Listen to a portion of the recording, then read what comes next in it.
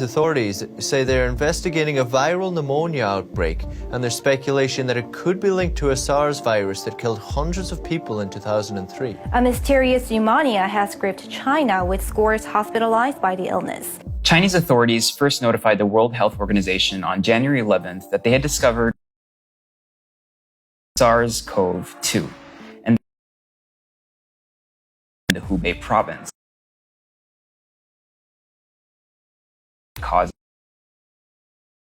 On January, came out with more investigations. There was no big threat, and there was no need to impose any travel restrictions on China. The next week saw cases appear from Thailand, Japan, all the way to Nepal and the USA. On January 22nd, the death toll in China was at 17, with more than 550 infections. And finally, on January 23rd, Wuhan was placed under quarantine. On January 30th, the WHO declared COVID-19 a global emergency. For all of these reasons, I'm declaring a public health emergency of international concern over the global outbreak of novel coronavirus.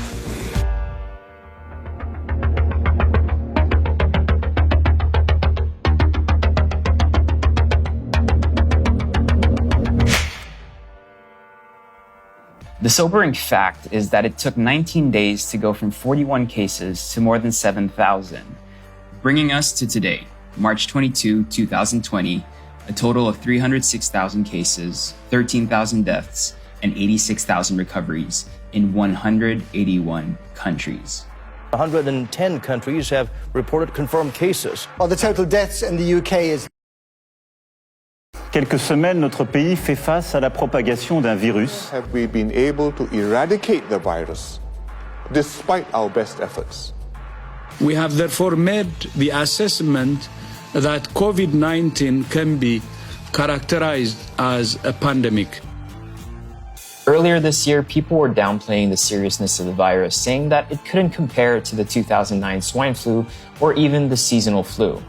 However, a couple of months down the line, its alarming rate of growth and its impact to everyday life are painting a very somber picture.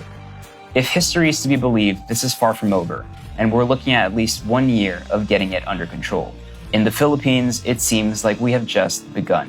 Walo na po, mga kapuso, ang kumpirmadong positibo sa COVID-19. The number of Filipinos testing positive for the coronavirus is rising by the day. It reported its second case of the disease and the country's first novel coronavirus-related death. Community quarantine is hereby imposed in the entire of Metro Manila. On January 30th, the Department of Health announced the first case in the country. On March 5 and 6, the fourth and fifth cases were confirmed. On March 16, that number rose to 142 cases, and then the next 2 days saw 50 more people added to that list. As of March 22, we have 380 confirmed cases. This is what makes the virus so frightening. Experts have said that the virus has a 2 to 14 days incubation period on average. This means that it can take as long as 14 days for you to show symptoms and finally realize that you're sick. 80% of these cases are considered mild. As we're still in the midst of it, there seems to be a new study coming out about its transmission every day. But it's safe to say that person-to-person contact is the main method of transmission. Tonight, authorities confirm it is being spread from human to human. But what does that actually mean? Well, if you're sitting next to someone who has the infection and suddenly he sneezes, coughs, or spits, they could potentially spray you with respiratory droplets that contain the virus. Unfortunately, these droplets can also be found on a hand before reaching out for a handshake, or on a surface that was touched. Not everyone is hit the same way by the disease. The most at risk being the elderly, people with a compromised immunity system, and anyone with prior health conditions. That being said, a lot of people can carry the virus, only have mild symptoms, and still infect other people, wreaking havoc and potentially infecting people at risk. The most vulnerable population are those actually aged 50 and above.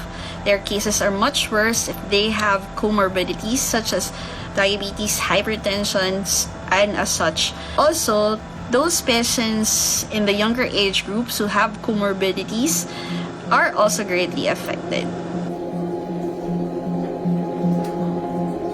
This is why people have been wearing protective masks, hoarding alcohol, and washing their hands all the time. since it's seen as the first way to avoid getting the virus, washing your hands frequently for at least 20 seconds with soap, not touching your eyes, mouth, and nose with dirty hands, and covering your cough or droplets with a mask. Back to those numbers. Whatever official count is given at any point, you can be sure that the actual number of cases is much higher, since the only way to confirm if someone has COVID-19 is to test them. Meaning, if testing is slow, the number of confirmations will be as well. Unless mass testing is carried out, we will never truly know how many people are carrying the virus. Most experts are saying that you should take the number of cases you have in your country and multiply it by 10, unless mass testing is currently being done, to have a more realistic figure. Whatever number you find will then continue to grow exponentially every day. This will only get worse as the infection spread from Metro Manila to all the other provinces in the country where they might not be as well equipped. It can reach that peak kung saan 75,000 ang pwedeng magkaroon ng infeksyon. South Korea and Singapore focused on mass testing from the onset. Their number one priority was to test as many people as they could so that they could proceed to contact tracing, meaning identifying every person that potentially came in contact with someone who had the disease and testing them as well. This would then help their agencies identify hotspots, places where a high concentration of people had the virus, and control those areas as best they could, forcing the confirmed cases to go to the hospitals and placing persons under investigation in home quarantine. That's an ideal situation, but even with that, the infection continued spreading, but is now doing so at a slower rate. Some of the patients have been coming in because of fever. Most of them have been having cough and colds for the past couple of days already, and some would go to the emergency room because of difficulty of breathing. If you have the following symptoms, make sure to contact the proper authorities.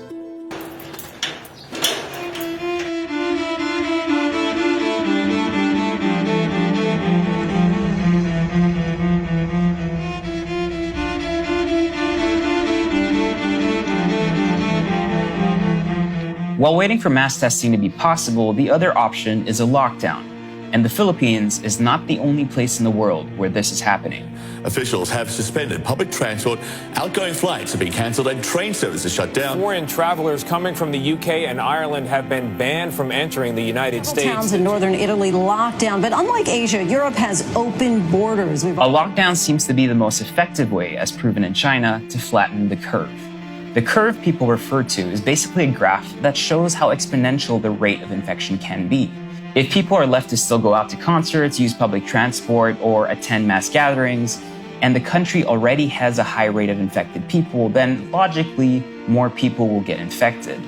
Take the example of Italy. They went from about 150 cases to 5,000 cases in only 2 weeks.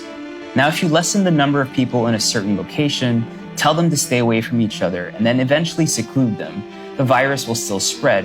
However, it'll do so at a much slower pace. This is called social distancing. Basically, staying away from other people and trying to stay home as much as possible. Experts say social distancing is a way to prevent spreading COVID-19. Maluwag ng supermarket pero hanggang cashier may distansya ang bawat customer. Not only does this help reduce the rate of infection, but it also allows the hospitals that are currently being flooded with cases to be able to accommodate people and help them recover before being flooded with another wave of patients. The last thing we need is a choke point in the hospitals. Because the less people they can treat, the more people will be getting sick and not getting the proper treatment, possibly infecting other people and making the death toll rise. Because of the lack of beds in hospitals and the proper equipment to treat extreme cases of a particular kind of pneumonia, this is already starting to happen. Some of the hospitals have been calling in donations for PPEs, and I think it's the best thing that the hospitals need right now because it's the most important gear a frontliner should have. This is what flattening the curve is all about, and this buys time for people around the world to help patients recover and eventually try and find a vaccine or a proven method of treatment. Regardless of where you are, social distancing should be practiced as much as possible. Avoid going actually in your homes. As lockdowns and travel bans become the norm worldwide, from China to Spain, Italy, Germany, Paris to New York, there's more and more talk about the economic impact of this lockdown. Do not travel abroad. do not go overseas. In lockdown with us are G7 countries, basically some of the most developed in the world. Now, as the Philippines is a developing nation, this becomes even more burdensome. Not only are we at risk of higher infection rates because of living conditions in lower income communities, but since a majority of the population needs to work daily to be able to afford housing and food, stopping work completely will create even more hardships for them. Utang-utang muna pag wala pong pambili. Kahit po sa mga pagkain na lang po, ganun po, yung relief. Sanitation is also a luxury that isn't found in most urban poor areas in the metro, so the virus could spread in those communities even faster. The lockdown was very abrupt, like the complete shutdown of public transport, and no one was really ready for it, creating a confusing wave of panic from March 11th onwards. No choice, maglalakad na lang. Lalakad na lang kami. Pauwi ng Kalamba. Every day, the national government and LGUs are starting to come out with solutions to help workers with no pay, the casual workforce, and people who will not be able to afford the basics during this lockdown. There are even talks of a stimulus package. The TAPT will likewise go to rehabilitation for those displaced in their jobs, for example, due to this month-long suspension of mass transportation, suspension of work as well. While waiting for longer-term solutions to be put in place by the national government, I think there is hope, and that's all of us. We should support our LGUs and communities in any way that we can. Every day, the private sector is also starting to do its part.